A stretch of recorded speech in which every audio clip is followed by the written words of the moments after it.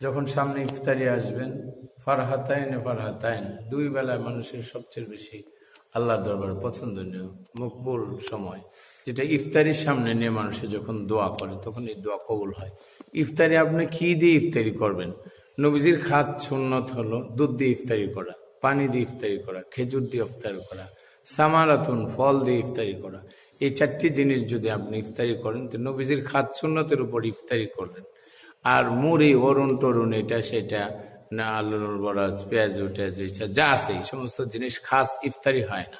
এসব তো খাদ্য হয় কিন্তু ইফতারি হয় না। ইফতারি হওয়ার জন্য নবীজি বলছেন এক ডোক দুধ এবং একটা খেজুর, এক গ্লাস পানি এবং ফল ফলাদি দিয়ে আপনি ইফতারি করুন। তাতে করে আপনার শরীরের পুষ্টির চাহিদা মিটবে। এবং নবীজি এই সমস্ত জিনিস দিয়ে ইফতারি করেছেন। যদি ইফতারিতে খাস পজিশনে যেতে চান তাইলে এই সমস্ত জিনিসগুলি আপনি খাবেন। আপনি তো শরবত দিয়ে ইফতারি করছেন, নবী তো শরবত দিয়ে করে নাই।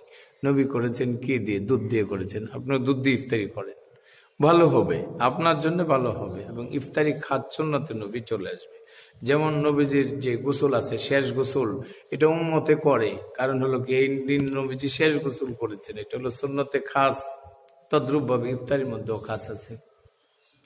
রসুল সাল্লাল্লাহু আলাইহি সাল্লাম বলছেন, তোমরা যদি কেউ কাউকে ইফতারি করায়, তো সারাদিন রোজা রেখে যেই পরিমাণ সব হাসিল করছে, সেই ইফতারি করানোর মাধ্যমে সেই পরিমাণ সব পাবে। কিন্তু রোজাদারের একটু সবও কমবে না।